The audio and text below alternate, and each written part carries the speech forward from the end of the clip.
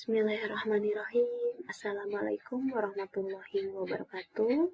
Selamat pagi anak-anak kelas 1 yang Ibu cintai dan banggakan. Mudah-mudahan kalian sekarang ini sudah siap belajar, sedang semangat-semangatnya dalam keadaan sehat walafiat. Bagi yang sedang sakit, semoga lekas sembuh ya. Alhamdulillah, hari ini kita mulai pembelajaran di buku baru di tema 6, yaitu lingkungan bersih, sehat, dan asri. Ada di subtema 1 ya untuk minggu ini, yaitu lingkungan rumahku. Hari ini kita akan belajar di pembelajaran 1 dan 2. Nah, anak-anak, kalian pasti sangat nyaman ya tinggal di rumah. Nah, lingkungan rumah yang bersih akan membuat kita nyaman ya. Nah, seperti di sini ada di dalam teks ya, rumah adalah tempat kita tinggal. Di dalamnya kita hidup bersama keluarga. Keluarga itu siapa saja? Ayah, ibu, kakak, adik, dan nenek, kakek, paman, ya, tante, dan seluruh anggota keluarga yang ada di rumah. Nah, setiap anggota keluarga itu mempunyai tanggung jawab masing-masing. Nah, kerjasama menjaga kebersihan rumah harus dilakukan. Kasih sayang di lingkungan rumah harus dipelihara. Nah, jika demikian rumah menjadi nyaman bagi kita. Tapi kalau misalnya kita tidak mau menjaga kebersihan, tidak mau bekerja sama dalam menjaga kebersihan, tidak memiliki rasa tanggung jawab ya, terus tidak ada rasa kasih sayang. Oh iya ya, kalau kita membuang sampah sembarangan, kasihan dong sama keluarga yang lain, nanti bisa tidak nyaman di rumah. Maka nanti keadaan di rumah kita malah menjadi membosankan, jenuh, kotor ya. Nah, rumah yang bersih itu membuat kita terhindar dari penyakit. Karena apa? Karena jika rumah yang bersih, maka selain kita akan nyaman, penyakit pun tidak akan mudah menempel. Lain bedanya dengan rumah yang kotor ya. Rumah yang sehat membuat kita lebih betah di dalamnya. Nah, kita yang sudah memiliki tempat tinggal ya, punya rumah, tinggal bersama keluarga, kita harus bersyukur memiliki tempat tinggal keluarga yang bahagia dengan cara merawat rumah ya. Nah, rumah yang bersih, sehat, dan nyaman itu harus kita syukuri. Nah, bagian rumahnya masih belum terlihat bersih, sehingga tidak nyaman. Yuk, bareng-bareng kita mulai dari hari ini untuk lebih bertanggung jawab, lebih menyayangi keluarga dan tempat tinggalnya. Memulai dari apa? Mengambil sampah-sampah yang kecil. Yang kadang menurut kita, itu mah sampah kecil, nggak akan kelihatan. Nah, justru ya, dan debu-debu juga itu bisa menyebabkan sumber penyakit. Salah satunya flu, kalau untuk yang alergi ya. Oke, kita lanjut ya. Nah, anak-anak, sekarang ayo kita amati. Nah, di sini ada teks Dayu ya, Dayu yang sedang bekerja sama membersihkan rumah. Nah, ini perbuatan Dayu dan keluarganya adalah kegiatan yang harus kita tiru ya. Nah, kita baca ya. Bekerja sama membersihkan rumah judulnya.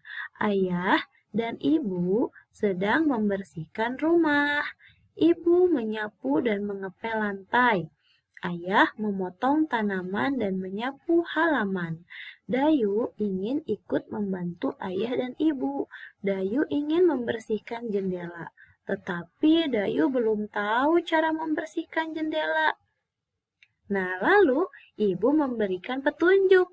Kata ibu, lap kain dibasahi dengan air terlebih dahulu Dayu, lalu gosokkan kain itu ke kaca. Setelah itu keringkan dengan kertas koran. Dayu tanggapannya bilang, baik bu. Nah, setelah dibersihkan oleh Dayu, kaca pun menjadi bersih dan mengkilat.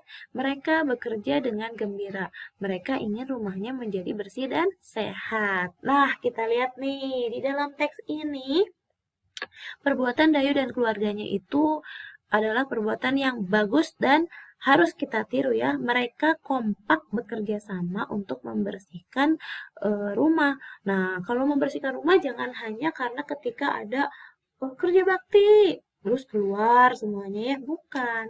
Tapi ketika kalian diminta tolong oleh orang tua kalian, tolong coba dibersihkan itu tempat tidurnya, setelah dipakai dilipat lagi selimutnya. Nah, dengan kalian membiasakan membersihkan tempat tidur ya, membiasakan menyapu kamar saja, tidak usah semuanya, kamar sendiri saja ya. Nah, kalian sudah membantu orang tua, bahkan sudah membiasakan bertanggung jawab untuk kebersihan rumah agar nyaman. Karena kalau rumah kita nyaman, yang menikmati bukan cuma kita, tapi seluruh anggota keluarga ya. Nah, itu adalah bagian dari aturan-aturan yang ada di rumah juga. Nah, tadi Ibu Dayu sedang membersihkan, menyapu dan mengepel lantai ya. Nah, Dayu ingin ikut membersihkan jendela, tapi Dayu belum tahu caranya membersihkan jendela. Ibu Dayu memberikan petunjuk. Nah, tadi kalian ketika Bu Fitri membacakan, tahu tidak yang mana ya yang termasuk kalimat petunjuk? 1, tebak-tebak ya. 2, 3. Nah, yang ini nih yang termasuk kalimat petunjuk ya, yang diberi kotak merah. Nah, kalimat petunjuk yang diberi kotak merah ini maksudnya apa ya? Nah, kita perhatikan ya. Nih, ada Bapak Guru nih yang kebingungan dan harus memberitahu kalian apa sih itu kalimat petunjuk. Kalimat petunjuk itu adalah kalimat yang memberikan langkah-langkah dalam melakukan sesuatu. Nah, karena Dayu tidak bisa belum tahu cara membersihkan jendela, maka ibu memberikan petunjuk. Petunjuknya adalah cara atau langkah-langkah untuk melakukan sesuatu. Sesuatunya di dalam teks ini adalah membersihkan jendela. Sudah paham ya? Oke, kita lanjut ya. Nah, di sini coba lihat, ada 3 kalimat. Nah, kata Bapak Guru, burung kakak tua, dia bertanya nih, coba tebak mana yang termasuk ungkapan kalimat petunjuk. Apakah nomor 1, setiap hari ibu membersihkan rumah? Atau nomor 2, cucilah tangan dengan sabun? Atau nomor 3, ayah membuang sampah di tempatnya? Nah, kira-kira yang mana ya yang termasuk kalimat petunjuk? Ingat, arti kalimat petunjuk tadi itu apa? Langkah-langkah untuk melakukan sesuatu. Jawabannya adalah nomor 2. Cucilah tangan dengan sabun. Nah, kita perhatikan kalimatnya ya.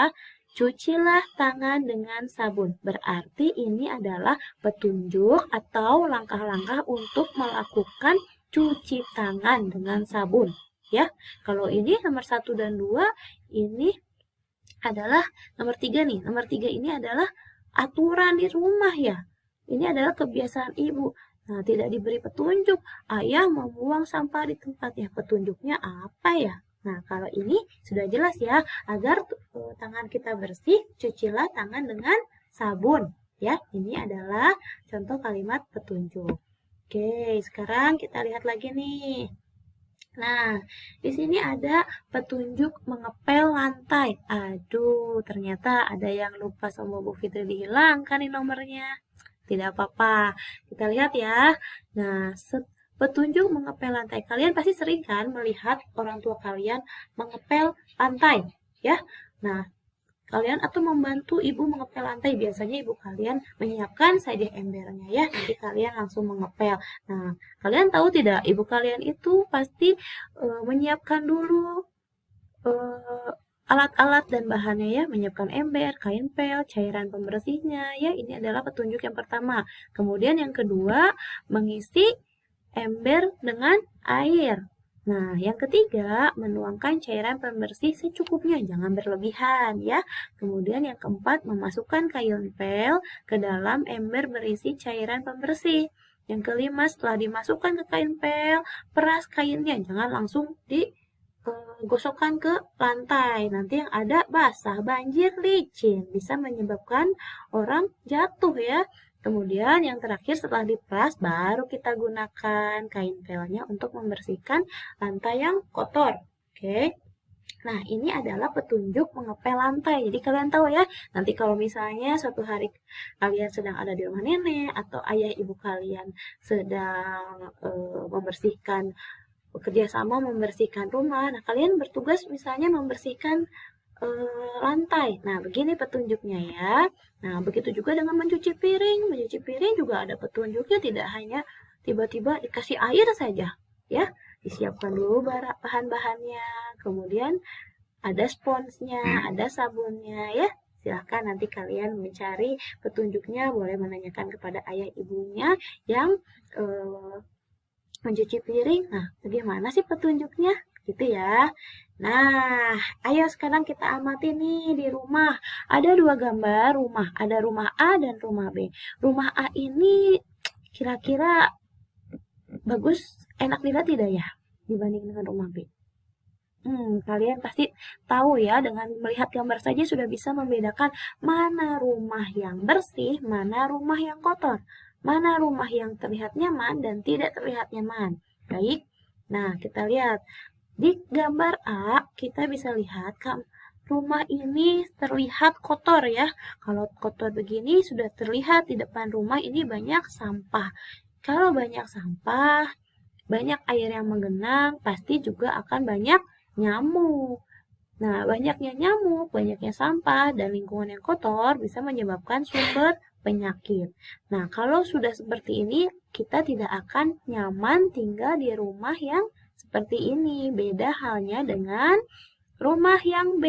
Nah, kita bisa lihat ya, rumah yang B tersusun rapi, bersih, tidak ada sampah, dan insya Allah juga tidak ada nyamuk. Dan bisa dipastikan kita pasti akan lebih nyaman tinggal di rumah yang B dibanding dengan rumah yang A. Jeng, salah yang rumah A ya. Nah, untuk bisa membersihkan rumah ya, supaya kita bisa nyaman tinggal di rumah, maka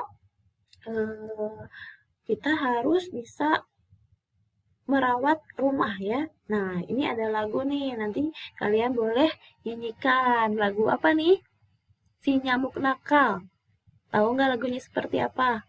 Banyak nyamuk di rumahku, gara-gara aku malas bersih-bersih. Tuh. Banyak semut di rumahku, gara-gara aku malas bersih-bersih.